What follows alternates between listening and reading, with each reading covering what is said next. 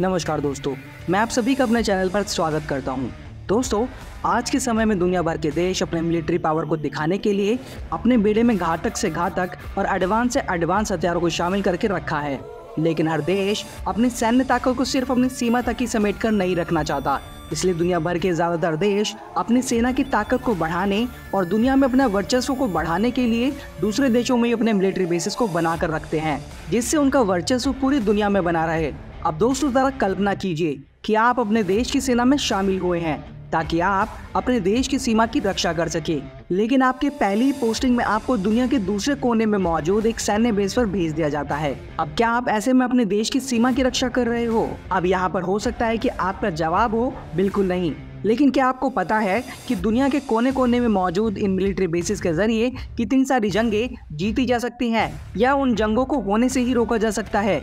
इसके साथ ही अगर आपके पास दूसरे देशों में मिलिट्री बेसिस है तो आप अपने फायदे के लिए दुनिया में कुछ भी करवा सकते हो। इन मिलिट्री बेसिस के होने से आपकी मिलिट्री पावर तो बढ़ती ही है, साथ ही आपको ये ताकत भी मिलती है कि आप अपने दुश्मनों पर नजर रख सकें।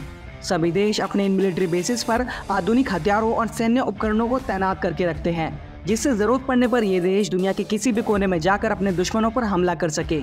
इसके साथ ये मिलिट्री और नेवल बेसिस एक देश की डिप्लोमेटिक पावर को दर्शाने का काम भी करते हैं। लेकिन दोस्तों, क्या आपने कभी ये सोचा है कि आखिर इन मिलिट्री बेसिस को बनाने की शुरुआत सबसे पहले किस देश के द्वारा की गई और आज के समय में किन किन देशों के मिलिट्री बेसिस पूरी दुनिया में फैले हुए हैं? और इन मिलिट्री बेसिस की लिस्ट में वो टॉप 5 देश कौन से हैं जिनके पास दुनिया में सबसे ज्यादा मिलिट्री बेसिस हैं? अगर कुछ ऐसे ही सवाल आपके मन में भी आ रहे हैं तो वीडियो में आखिर तक बने रहिएगा, क्योंकि वीडियो काफ़ी ज़्यादा इन्फॉर्मेटिव और इंटरेस्टिंग होने वाला है। लेकिन वीडियो में आगे बढ़ने से पहले अगर आप यहाँ तक वीडियो को देखते हुए आ गए हैं और आपको वीडियो इंटरेस्टिंग लगी है तो वीडियो को लाइक, शेयर और चैनल को सब्सक्राइब करना बिल्कुल भी मत भूलिएगा। साथ ही अगर आपको भारतीय सेना की तरफ से दुनिया के दूसरे कोने में मौजूद दूसरे देश की रक्षा करने के लिए भेज दिया जाए तो क्या आप वहां जाना पसंद करेंगे? अपनी राय हमारे साथ कमेंट बॉक्स में जरूर साझा कीजिएगा। अब चलिए वीडियो को शुरू करते हैं।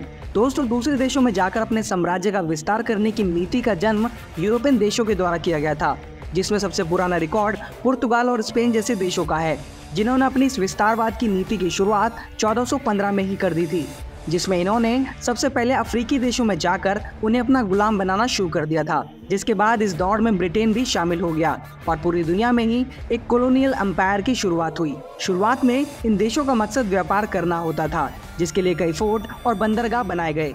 लेकिन व्यापार के लिए बनाए गए ये फोर्ट और बंदरगाह धीरे धीरे गुलामी और फिर गुलामी से सैन्य अड्डों में तब्दील हो गए। हालांकि आज के समय में ज्यादातर देशों को इस गुलामी से आज़ादी मिल चुकी है, लेकिन इन देशों के मिलिट्री बेसिस आज भी उन देशों में मौजूद हैं। दूसरे देशों में जाकर अपने सैन्य ठिकानों को बनाने का एक और दौर दूसरे विश्व युद्ध के बाद शुरू हुआ, जिसमें पूरी दुनिया में 2 पावर सेंटर तेजी के साथ उभरने लगे, जिसमें अमेरिका और रशिया शामिल थे। और कोल्ड वॉर के दौरान अमेरिका और सोवियत संघ ने अपने अपने प्रभाव वाले क्षेत्रों में अपने नए सैन्य ठिकाने स्थापित किए और दूसरे देशों में सबसे ज्यादा सैन्य बेस होना अपनी मिलिट्री पावर को दिखाने का एक तरीका बन गया।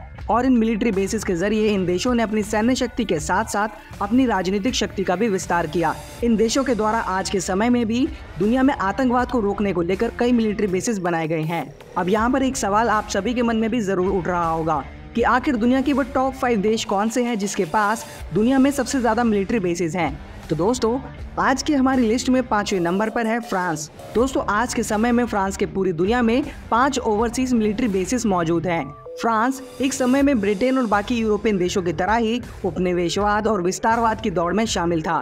फ्रांस ने उपनिवेशवाद के समय अफ्रीका के कई देशों को अपनी कॉलोनी बनाया था, जिस वजह से कई अफ्रीकी देशों में आज भी फ्रांस का कल्चर आपको आसानी से देखने को मिल जाएगा। टिम्बकटू संस्थान के निदेशक डॉक्टर बेकरी सांबे के अनुसार फ्रांसीसी पश्चिमी अफ्रीका और साहिल को स्वाभाविक तैनाती और प्रभाव का क्षेत्र मानते हैं, जबकि पिछले कुछ दशकों में अफ्रीका में फ्रांसीसी मिलिट्री बेसिस की संख्या में काफी कमी आई है। बीबीसी की रिपोर्ट के मुताबिक फ्रांस ने अफ्रीका के चैड, गैबोन, जिबूती, सेनेगल और आइवरी कोस्ट में अपने मिलिट्री बेसिस न सिर्फ बना रखे हैं बल्कि यहाँ पर भारी संख्या में अपने सैनिकों को भी तैनात कर रखा है। इसके बाद हमारी आज की लिस्ट में 4थे नंबर पर है रशिया। दोस्तों, आज के समय में रूस के पास पूरी दुनिया भर में 12 मिलिट्री बेसिस मौजूद हैं। रूस अपने इन मिलिट्री बेसिस के जरिए अमेरिका, यूरोप और इन दोनों देशों के फ्रेंडली कंट्रीज को काउंटर करना चाहता है और ये सभी मिलिट्री बेसिस रूस के द्वारा उसकी सैन्य महाशक्ति बनने की महत्वाकांक्षाओं को भी दिखाते हैं। रूस ने अपने सोवियत समय के सभी मित्र देशों से अपने संबंधों को बनाए रखते हुए अपने मिलिट्री बेसिस का विस्तार जारी रखा हुआ है और आज के समय में भी रूस अफ्रीका और एशिया रीजन में अपने लिए एक सैन्य बेस तलाशने में जुटा हुआ है।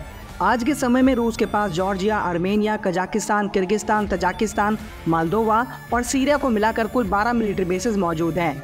इसके बाद हमारी आज की लिस्ट में तीसरे नंबर पर है सऊदी अरब। दोस्तों, सऊदी अरब के पास आज के समय में 11 ओवरसीज मिलिट्री बेसिस मौजूद हैं। ब्रुकिंग्स इंस्टीट्यूट के द्वारा पब्लिश की गई एक रिपोर्ट के अनुसार सऊदी अरब ने यमन के रणनीतिक पूर्वी क्षेत्रों में राज्य के एकीकरण के हिस्से के रूप में 2017 की शुरुआत से ही अल-मरहा गवर्नरेट में 20 सैन्य अड्डे और चौकियां विकसित की हैं। इसके अलावा 2021 में सऊदी अरब ने जिबूती में भी एक मिलिट्री बेस को बनाने के लिए रियाद के साथ एक समझौता किया था और आज के समय में ये बेस ऑपरेशनल हो चुका है। इसके बाद हमारी आज की लिस्ट में दूसरे नंबर पर है यूनाइटेड किंगडम। दोस्तों, जब उपनिवेशवाद की शुरुआत हुई थी तो उस समय यूनाइटेड किंगडम यानी ब्रिटेन सबसे आगे था और इसी वजह से आज के समय में भी ब्रिटेन के पास 60 से ज़्यादा ओवरसीज मिलिट्री बेसिस मौजूद हैं।